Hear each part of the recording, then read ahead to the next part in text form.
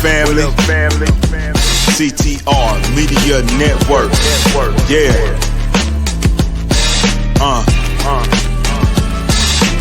Best in the biz. Yeah. Join the team.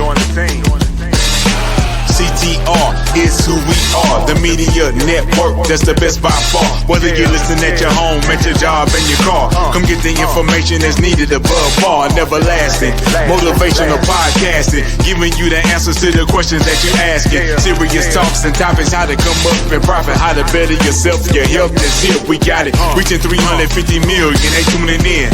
We in 50 different countries, we all can. And like-minded, find your purpose and your assignment. Come get your fix, your feel, your mental alignment. Get active and speak to the masses. Build your influence all levels and all classes. Now you know you can monetize and grow. CTR Media Network. Start the show. CTR Media Network. Welcome to CTR Media Network TV. We are thrilled to welcome a true innovator and pioneer in the world of legal marketing, Dennis Meador, the founder of the Media and the visionary behind the Legal Podcast Network. With over 25 years of experience, Dennis has been transforming how attorneys connect with their ideal clients. But what truly set Dennis apart is his entrepreneurial spirit. He started his first company at just 14 years old. And since then, he's dedicated his life to helping businesses and attorneys elevate their brands, attract high-value clients, and position themselves as local thought leaders. In 2024, Dennis launched the Legal Podcast Network, a groundbreaking platform that turns attorneys into authorities through the power of podcasting. His mission? To help law firms break away from the generic marketing and become go-to experts in their fields. So get ready. Dennis is here to share strategies, insight, and behind-the-scenes stories that will inspire not just attorneys, but entrepreneurs and connect creators every day to stand out, own their niche, and make a meaningful impact. So without further ado, let's welcome Dennis Meador to the show. And just like that, here he is. I feel like I should be running through a tunnel or like a group of people like, let's go, let's do it, you know? That is quite the intro. I'm glad I hit tap for sound so I could hear your custom song into your custom intro for me. So thank you. I know they didn't write the song for me, but you know, it was nice. It was nice. So thank you very much for having me. No, you are most welcome. I love speaking with different people within the podcasting industry, seeing how you guys and everyone else is, you know, their own spin on this industry. And you are tapping into a niche that is definitely a very niche category on the individuals that you help and being able to help them so profoundly with what you're doing with the Legal Podcast Network. So I'm happy to have you. But Dennis, you help attorneys evolve from traditional marketing to content-driven authority. So what made you realize that podcasting was the next frontier, and what made you decide to put attention or help the legal community? So I've worked with lawyers for 22, 23 years of my almost 30-year career in marketing. And the way I got into podcasting was actually when I lived in Austin. I was able to go in and had a different lawyer agency at the time. And I was like, I want to make a podcast and let's just have fun with this. And I'm one of those people, I don't do things like, what do they say? There's no halfway crooks. Like there's no halfway entrepreneurs either, right? Like when you give an entrepreneur something, like they don't know to just be like, they don't just sit on their couch and do a podcast. So I got about a crew of 10 people, 3 or 4 cameras. We did on site, and it was called ATXAF. Then we changed it to FML per DM when the guy who was co-hosting with me wasn't on the show anymore. But with that show, what I did was I went on location. Like I said, we were shooting in 4K. This is 2019. Wow. So we had a 4K camera. We were shooting with 2 other cameras. So we had 3 cameramen, 2 sound men, my host, and all of this. So I go in, I do it. I don't monetize. I didn't do it to monetize. I did it to build something that I was excited about. And so in 3 months, I did about 60 episodes. We spent about $150,000. and we put it out there. And, obviously mid 2019 to late 2019, you're going to lose some steam in the next 6 months, right? So we kind of lost the steam off of that. But what I really learned through that is production quality can set people just miles apart. So I go into Austin and I'm just like, and let's be honest, I wasn't the only podcast about music and life and Austin, but I was the only one that was doing it at a high level, just with the equipment and with the different people, to where all of the, a lot of musicians, a lot of artists, a lot of, just local people, they were just like, man, like, who's spot is it Austin Chronicle doing this? Who's doing? I was like, no, this is me. And then when we would put it out, and it would be high quality, and we had people from like we had Ali Khan from the Food Network, Cheap Eats is his show. He lives in Austin now, so like we were kind of getting to that tier just in a few months of like the people that had transplanted to Austin from Hollywood. But because of just kind of fading that out, and the lesson I learned, like I said, production quality, I ended up moving away and ended up back in Tulsa. Went back a year later, and so sometimes you spend a lot of money on something, and most of our shows have anywhere from like 300 to 3,000, 4,000 views. It wasn't like, oh, I just set the world on fire. So you look back and you're like, okay, what did I gain out of this? What did I learn? I went back to Austin to take care of something, and I met with a friend of mine named Shaka, and him and his wife have a rap group in Austin called Riders Against the Storm, kind of like the old school 90s woke vibe, like early 90s woke vibe, Tribe Called Quest, all that fun stuff. And so that's kind of their vibe. I had him on the show, and when I came back, I had brunch with him, and he's like, oh, dude, come here. I want to show you something. I'm like, what's up? So go over, and he's like, you see this room? He's like, yeah. He's like, we're building it into a podcast studio and a recording studio. He's like, you showed us in this community, we don't have us artists and musicians and things. We don't have to wait for, the Austin Chronicle to pick us up. We can actually create our own stuff. And what I've learned is when you create your own stuff, it often does better than traditional media outlets media. And so now there's a whole big like community center that's BIPOC focused that enables them to podcast and create music for free. And so I'm not saying I had everything to do with it, but I like to feel like I had one little part in it, if nothing else, to show my friend, hey, we don't have to sit around, let's do it ourselves. So that's kind of how I got into podcasting. And then with the Legal Podcast Network, I had an SEO agency for attorneys. I've worked with them for over 2 decades. My partner, when it was time to kind of renew our agreement, he bought me out. And so I just decided, like, I love podcasting. I think that is going to become more of a thing. I think it can be used to build authority marketing, which is really where what I work with are 1 to 10, so smaller law firms, which is really the only chance they have to compete against these people that buy every billboard, every TV ad in their town. I always say, if you can't outspend them, you have to outposition them. And so we work on their positioning in the market, who they are, who their ideal client is, and then we cultivate a content plan based off of that. Genius, because, if their budget don't meet their needs, where you can definitely position yourself. And what I have found, just like you, is podcasting is one of those things that is, of course, trending right now, but it's one of those things that's here forever with this new transition into digital. So I do believe that what you started in Austin actually had that trickle effect, because they actually saw, like, wait a minute, Dennis doing this by himself. I'm thinking he coming behind from a bit like Chronicle newspaper, and you're doing it, and they saw that, and it inspired them to start what they're doing. So I do feel that you are a part of that, because you inspired them and you let them see something different that was working. So it doesn't matter if you only had 3,000 views. You exactly no you touched yeah, exactly. Like, it doesn't matter, because look what happened. So how has podcasting, because I know it changed the community, it changed you in some ways, but how has podcasting changed the way your clients attract and retain their clients over years? Like, does it actually help them to find their ideal client with podcasting? Yeah. So what we do is we use question based because a lot of the LLMs, the GPTs out there is what most people would know them as, language learning models. They're very query based.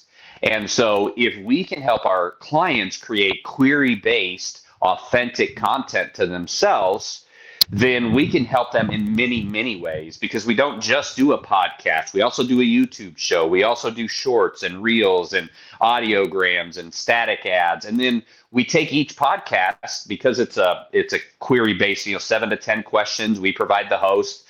We take each podcast and we can turn that into 2 to 3 pages of FAQ content for their website. We can place it on their form, or if they have a webmaster, their webmaster does it. So the good thing is, it goes back to that old Gary V thing. All of us content marketers, we quote Gary V like it's Colossians, right?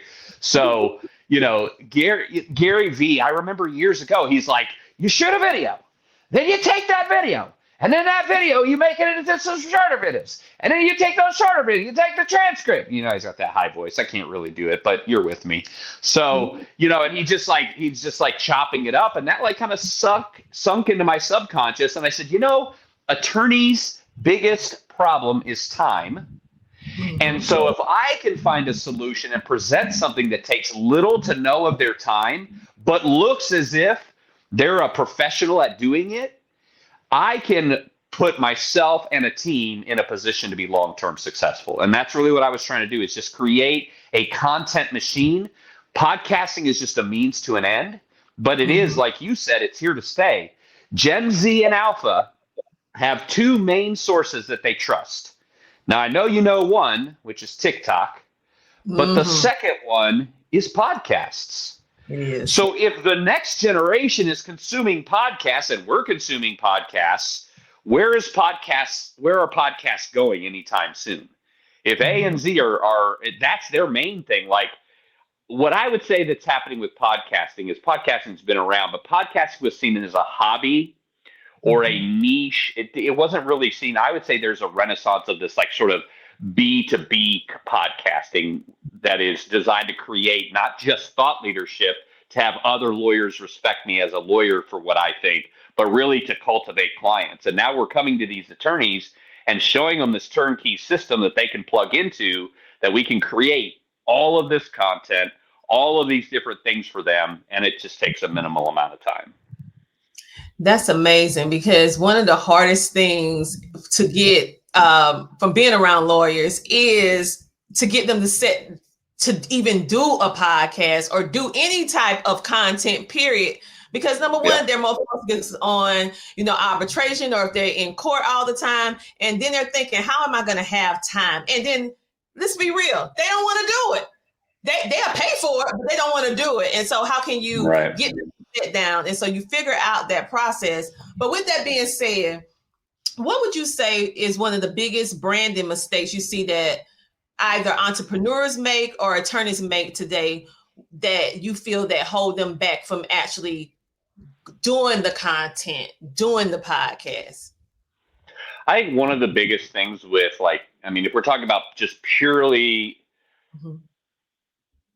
you threw that thing about doing the podcast on the end. So that's what's kind of throwing me off. So I see a podcast that doesn't have great content, or branding. So how do if I'm looking at a podcast, I don't see great branding, what is my suggestion? That's the question I'm taking away, correct? Okay.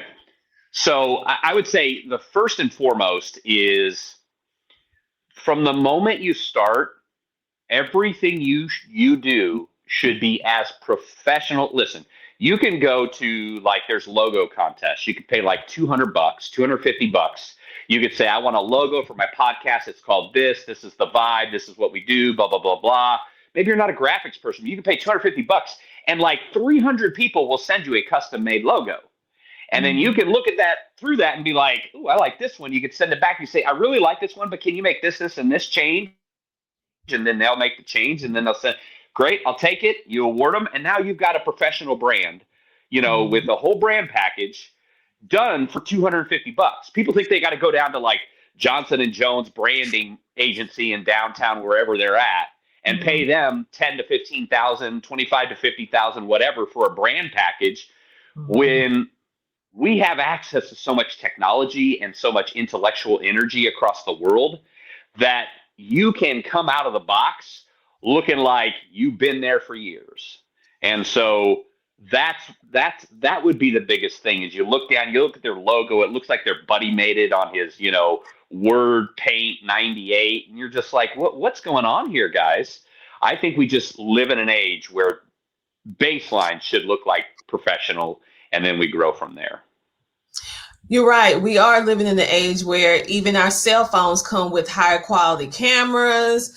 We can take better photos. And so you can't come out with anything in the now being mediocre.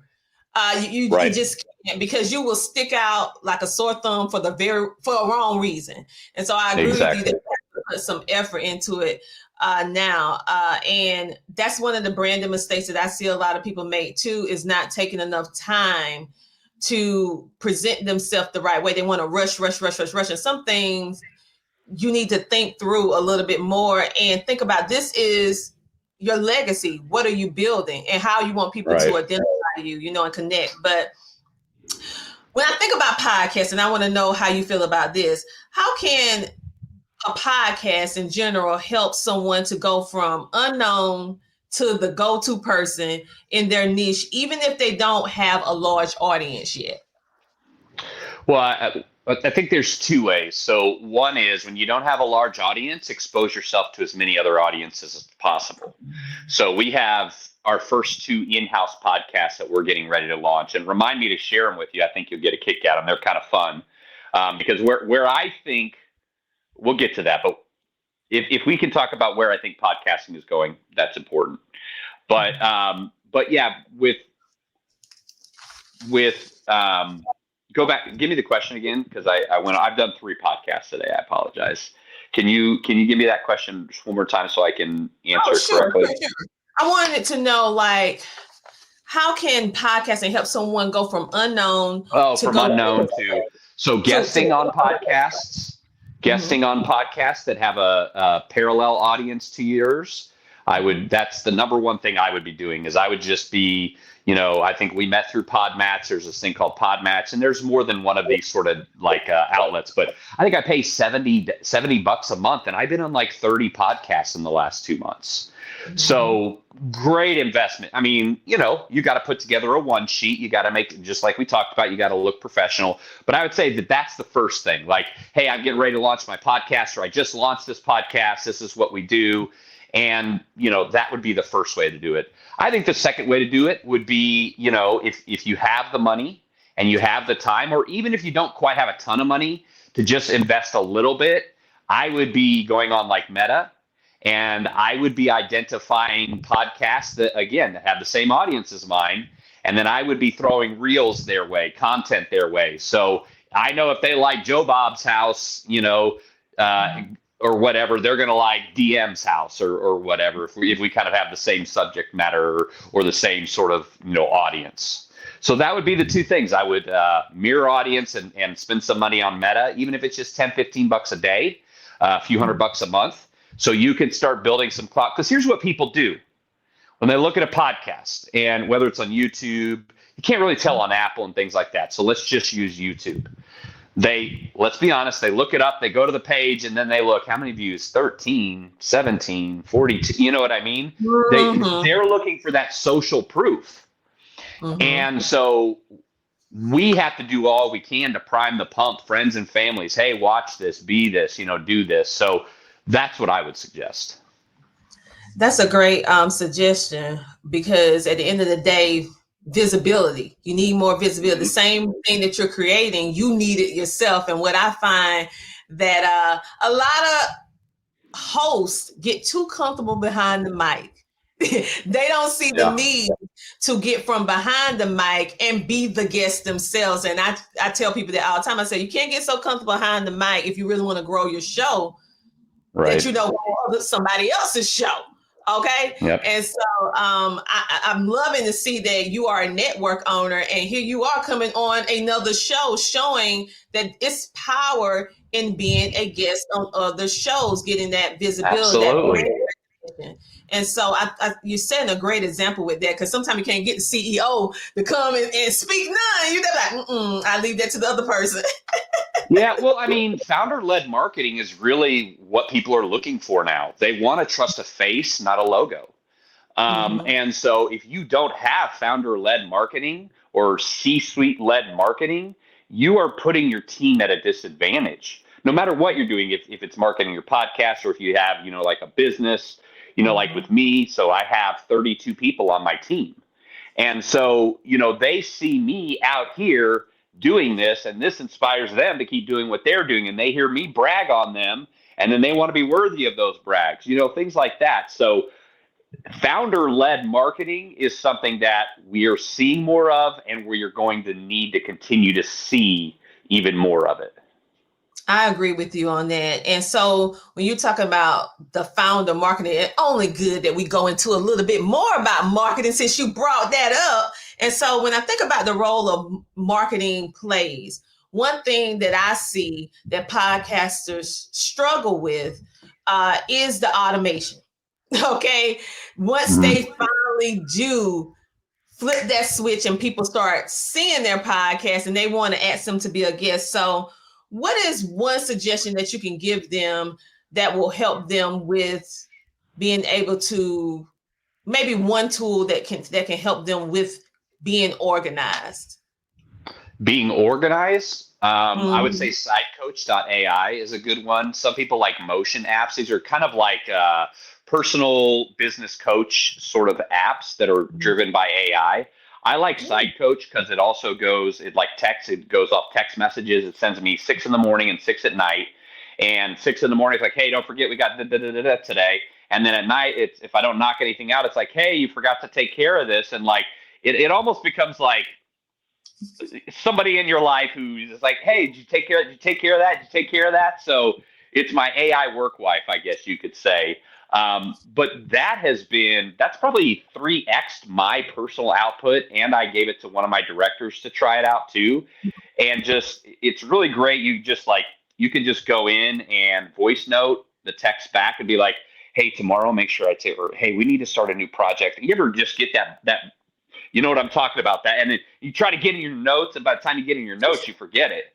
So I just pull up Sidecoach, text Sidecoach, do voice note, just like, hey, we need to do this, and we need this report to do with this. And I'll just kind of all that stuff that's spidered out in my brain and get it in there. And then I can set my phone in back in my pocket. And the next day I get, and it's all itemized and put in order and put on my list and taken care of. So you could just literally dump, and then it organizes. And I love that. That is a fantastic tip, because as we grow, more people start to want to be a guest on your show, or maybe you get other inquiries about your show, and you can miss a lot of people without having a workable system.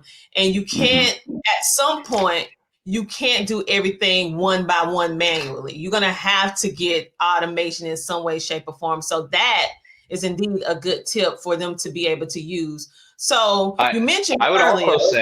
I would also say real quick, like when you're talking about like managing your guests and get some sort of CRM.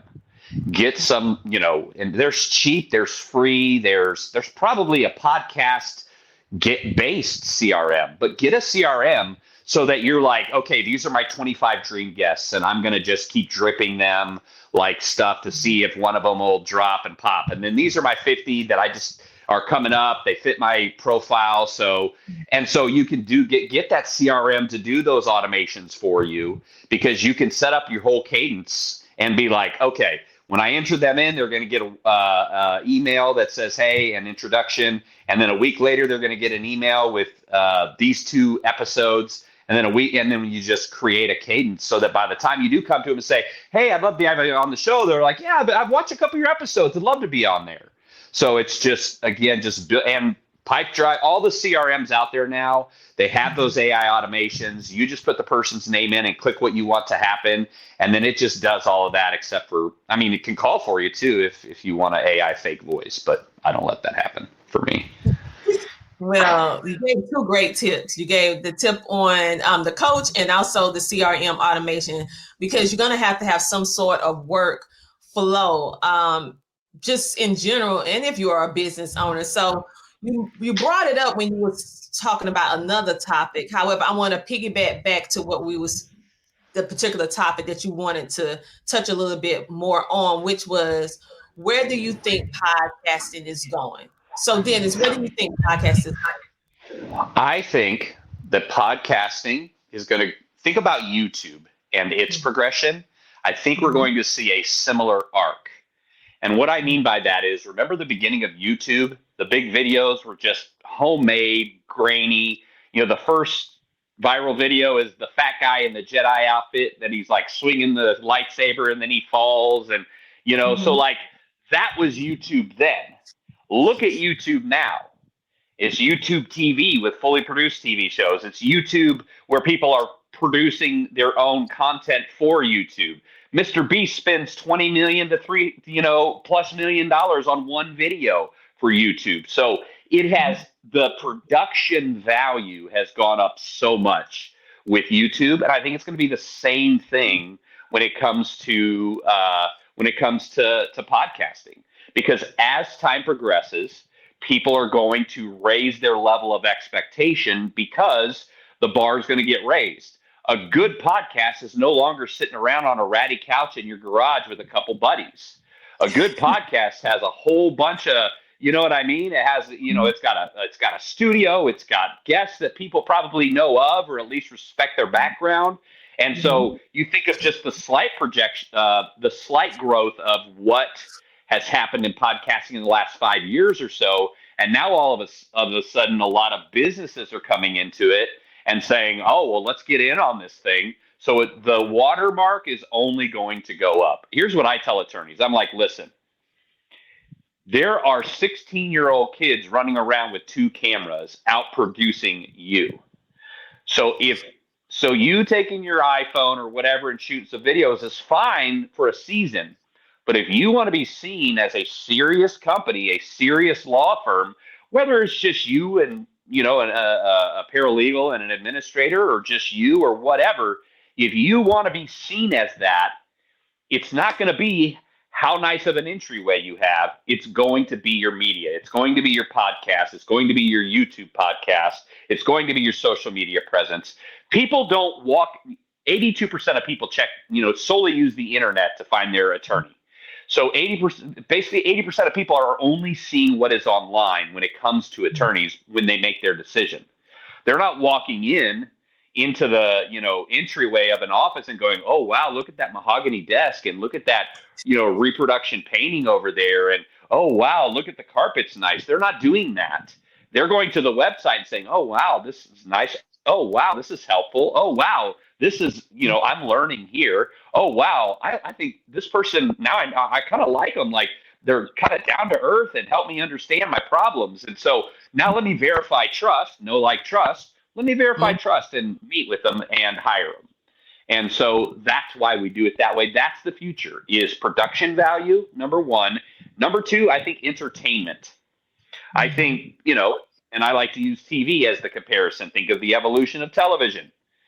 I don't know if you're familiar with Howdy Doody from back in the 50s, right? He's still like I'd probably ask some young people, like, what are you talking about? But, so Howdy Doody, like 10-year-old kids used to watch Howdy Doody in the 50s. Black and white on a string, guy standing there, hello, boys and girls. That's Mickey Mouse. Sorry. I have tons of voices. I just don't know what they go to. Sorry. So, and now you think you could get a 10-year-old to sit for a half hour and watch a Howdy Doody show? Probably not. Now the cartoons and whatever they watch is just pew, pew, pew, every 4 seconds. And that's the evolution that's happened. And I think it's going to be the same thing with podcasting. One of the things that we're doing, we've done our first episodes in production, and then we got to shoot the other 4. We're launching a show called BAM, Building Authority Through Media, and it is in the style of a 70s and 80s Saturday morning superhero cartoon. I'm actually Batman, so. And we bring on experts. Right now, we're traveling through the land of LinkedIn.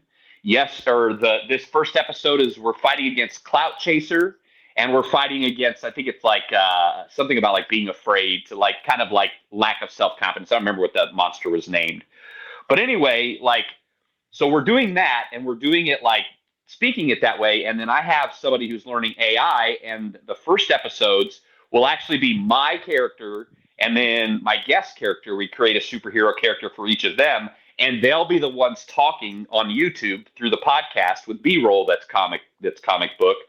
Because right now, I'm of the opinion every 3 months is equal to 5 years in the past of technological advances with AI. Because I remember when AI first came out, I was like, everybody, you better learn it. And then I kind of looked at it, and I was like, it just seems like a bunch of automations. I'm not really that impressed. And then like 3 months later, I went back and was like, oh, I see this now. And as I keep using and keep seeing it, I keep seeing it grow. So I'm hoping in around 6 months that we can then take all that show, put it into an AI system, put in the characters and the scripts, and it'll actually produce a straight 20-minute like action cartoon. So we'll actually have the podcast version and then the cartoon version. The podcast version, it's entertaining, it's fun, but you're learning a lot. You know, if LinkedIn is where you make a living, then, you know, I'm having like 4 people with anywhere from like 30,000, you know, LinkedIn to like 200,000 LinkedIn. And they're all like former lawyers who now full-time help other lawyers do LinkedIn. So, you know, we can come in and create that quality, you know, you've got to have that meat. I used this illustration yesterday. Like, it used to be with podcasting, if you could put some meat on the table, everybody's like, wow, that's just great content, great content. But here's the problem. Now everybody's putting good meat on the table. So if you imagine you got 3 T-bone steaks sitting in front of you, they're both sitting at 16 ounces, they're both trimmed nice, the marbling's great. What's going to make you decide between the 3 is probably how it's cooked and how it's seasoned. Mm-hmm. And so everyone's throwing raw meat onto the table and saying, what, you don't like it? But the people that actually take the time to season that steak and throw it on the grill and give it some love are going to receive love back in the atmosphere of podcasting. So I encourage people to be looking at what can I do to make my podcast different, not just in subject, but in the way that I actually deliver it to people. We're working on a show. We're trying to figure it out and coordinate it where it's like basically set up like a courthouse. We're going to have a judge, 3 attorneys will be jurors, and then we'll have people giving testimonies all in like, and now I'm seeing, because you can do it on Zoom, I'm hoping we can do it on StreamYard, but essentially coming in and creating this, it would be like almost like a people's court, but for attorneys and opportunities for them. So having a show about things that attorneys need, certainly been done, but actually watching a show that mirrors and like uses their language and has a judge who at the end, and then has the attorneys in the jurors box who give their opinions and has the testimonial from the experts, like it's a different way of presenting the same thing. And that's what I try to encourage people. And even internally, I'm like, guys, like I have a guy and he's like me, artistic, and he's like, oh, I'm branding. Branding is like, you know, do what you're doing, but yeah, like we want to help with branding and really like having a show that makes an impact where people remember it. Because if you go, I listen to a business podcast, people are gonna be like, oh, if you're like, I listen to this business podcast, but the guy was like a superhero and he had a superhero, this lady on there, and it was really like there was good stuff on there, but it was also kind of funny and kind of silly, and I really enjoyed it. You're probably gonna ask the name of that podcast. You're gonna be like, well, what was that? So that, and again, any spin that you can do with your network and the way that you deliver it in the future is going to give you an opportunity to put yourself in a place of being more successful than somebody with the same exact content. I agree with you. At the end of the day, we're all just remanufacturing something that's already been done and adding a little bit more extra secret sauce to Exactly. the whatever it is, you know. Like I say, it's right in harmony with the scripture. There's not anything new up under the sun. It's just your twist on it. And just thinking about the world of the legal world in general, I really think it's very genius on how you are taking an industry that most people, from the consumer standpoint, you only go to a lawyer when you need help. It's not like if you hear somebody say they're a lawyer, like, oh, I'm a little nervous. Wait, what, a lawyer? Right. But making them more approachable, more personable, which means that, hey, they're going to get more inquisitive to learn more, to ask more questions, and that can create the relationship that they need in order to build more clientele. And also, I just see when you was describing it to me, I see that you're going to be doing some history. You're going to be making some more history, because now you're going to have children wanting to be a lawyer, because they're going to see all of those cartoons and be like, wait a minute, I want to be a lawyer. Yeah. And I mean that I want to be in marketing, but yeah, I think that, there's that, because, the vast majority of eighth graders, you know what they want to be when they grow up? In sports or famous. Nope. They want to be an influencer. That's the number one desired position of like junior high kids, like children right now.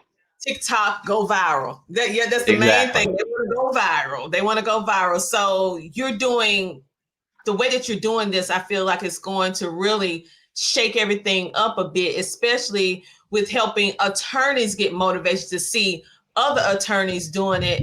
And maybe they know certain attorneys, and then they see them go from not doing much on social media to not having a podcast to now having one and now producing this type of quality. And so they're going to say, go to the Legal Podcast Network. So we do have that. I brought on 3 people this week that were basically, I handle like the referral relationships and things like that. And 3 people this week that literally like call up and they're like, hey, you're working with my buddy over in Michigan. He does what I do. We're friends. We've been friends since college. But man, like I see your videos. I see this, I see that. 5 law firm marketing agencies that traditionally I would consider my competitor now have signed up to sign up their law firm clients with us. I get emails every day. Do you have this spot available? Because we do exclusivity. And so, and all it was us just put that content. And then all of a sudden, about 2 months ago, and we've been doing this a little over a year, but about 2 months ago, just, like I said, marketing agencies and other lawyers and lawyer groups and things like that just start out of the blue coming and emailing and calling and reaching out to us. And, I was just doing business stuff, and now I'm probably spending half my time in, relationships with like marketing agencies and referring agencies. I'm spending like half my time just working with the people through that. Well, that is amazing. This is something that most people would have never thought about in this particular niche of podcasts, and thinking about providing a way for the attorneys to be able to have a place or a space for them. Because normally in this space of podcasting, we're reaching out to the lawyers to get things trademarked, get things copyrighted, and now they have their space, which I never really thought about. I mean, I have a friend that's a lawyer, and of course she's a podcaster with me as well, but I didn't think about building a network around that. And so I'm glad that you did, because of your expertise with already being with them for so long, for 25 years, and that they have a place. I can't wait till you launch the cartoons and everything like that. Yes, I'm an adult, but I still watch cartoons too. Hey, I'm with you. And that's the other thing we do. We actually have right now 10 what we call sponsored shows. And this was another thing that I didn't anticipate happening. But I started having people who weren't lawyers, but they exclusively marketed to lawyers. And because we market in so many ways, we have 200,000 plus attorneys in our database. We have about 40,000 opted into our daily tips and tricks emails Monday through Friday. Like, I just basically say, here's all these attorneys. Here's how we market to them. Here's how we would include you as part of that. And now I've got 10 companies that I never would have ever approached to become a client.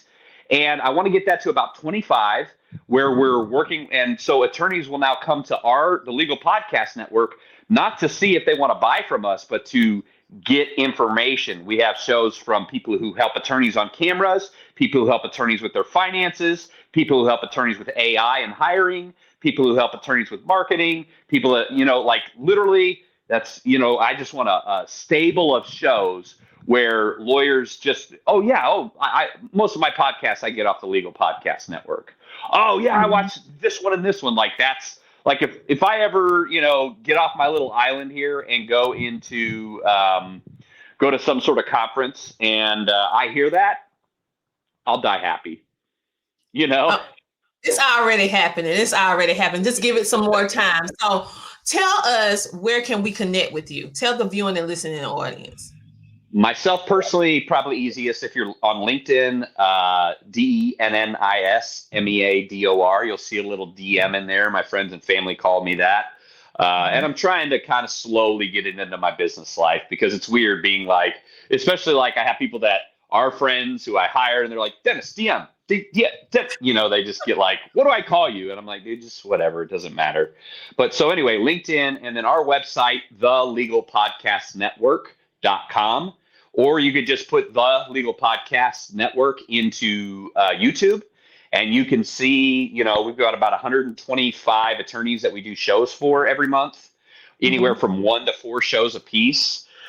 We've got thousands of videos, and these videos, most of our attorneys, their shows are for potential clients. They answer 7 to 10 questions like, what happens to a boat during a divorce? Things like that, specific questions that their client might have. And so they show up, it's about 20 minutes, 7 to 10 questions. We give them the question, they talk, they answer, we move on to the next one. And then that just scales out for, like I said, with the GPTs, SEO as well, with the FAQ pages that we're creating. And that's just that aspect of it, not including the podcasting, video, and then, of course, on top of it, social media assets. Awesome. So is there any last thoughts you would like to say before we go? And I'm speaking to other entrepreneurs. Entrepreneurs, podcasters, same thing in some cases. Yeah. So I just want to make sure I give, the right piece of advice. But here's the piece of advice I give to anybody who values their own time. Find out for yourself. You can look at what you get paid. You can look at whatever. But I have a dollar amount that I know I'm worth. And if there is a task in my life that is repetitive, that I don't enjoy, and I can pay somebody less than the dollars that I know I'm worth, then that's what I do. So, I don't cut my own hair. I didn't mow my lawn for many years. I have a housekeeper. We have people that, it's just like, I know what my dollar amount is, and I don't spend my time doing anything else. Now, I said that to say this. In your podcast, yes, I know you're a control freak and it's your show and you don't want anybody to mess it up, but you need to be willing to outsource. You can hire people all over the world for $2, $3, $4 an hour to do the remedial consuming work. That if you looked at your workflow on your podcast or whatever, I guarantee you there are several steps that are taking you a significant amount of time that actually don't take a lot of intellectual energy. And if you find yourself doing that and you can pay somebody significantly less than what you're worth, then you've just freed up more time for you to act in what you're worth. Because every hour I spend doing a $10 an hour job, I'm actually stealing the rest of what I'm worth from myself. That's the way that I look at it. So if you're a busy entrepreneur, podcaster, whatever, find out what your time is worth. Don't be afraid to delegate or hire a VA, and get people to do the things that take up your time but don't take high skill, so that you can do the things that only you can do. And that's what I tell my team. If everybody just does what only they can do, we will be wildly successful. But when my client success guy who makes X amount of dollars is spending 4 hours on a spreadsheet, I'm not happy about that. He should have given that to one of the VAs to handle it. So that's the piece of advice I would give. Know your worth and never shortchange yourself. Now you was questioning what piece of advice, but you hit it. That was literally excellent, because no matter who you are, you can pull from that and apply it to your life, personal and business. I have to be honest with you. So I would like to thank you so much for being a featured guest. You guys, make sure to go check out the Legal Podcast Network on today, because I know you have those burning questions that you would like to know from a lawyer, and also seeing the lawyers do their thing. Okay, make sure to keep your eyes in. And right now, like I said before, Dennis, it has been an absolute pleasure having you on the show today. You guys, he explained to us how to build authority, attract high value clients through podcasting with legal marketing secrets. Yes, did you hear those secrets? I heard those secrets. If you didn't hear them, that's why you need to watch it on the replay. Okay, because he gave so many good gems. Make sure to check him out on today. And for those of you who are watching right now, on YouTube or any of the TV streaming apps, make sure to download our app. Go ahead, take out your phone, scan me.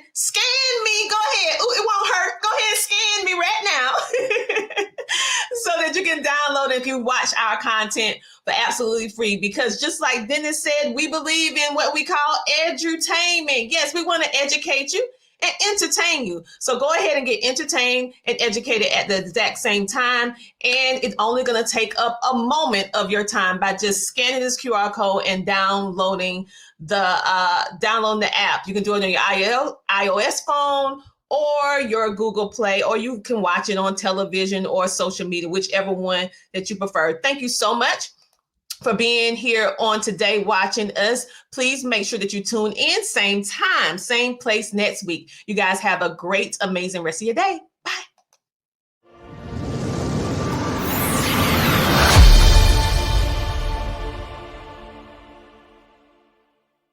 Have you heard about Book Authority's best new podcasting book winner, which is Dr. Tina J. Ramsay, for her book, The Power of Podcasting, Unlocking Tips and Strategies for Podcasting Success. This book is your podcasting coach in a book. She is sharing so many strategies. This book reached #1 twice on Amazon for new release and best-selling book. So go ahead to ctrmedianetwork.com to purchase your copy today, or simply place your order on Amazon.com today and unleash the power of podcasting. CTR Media Network is now accepting new podcasters to join our growing network that's reaching 350 million global listeners. Have you heard? CTR Media Network offers podcast production, podcast training, distribution, and product placement. Book us for your next event or schedule an interview with CTR Media Network podcasters today. To learn more, go to ctrmedianetwork.com.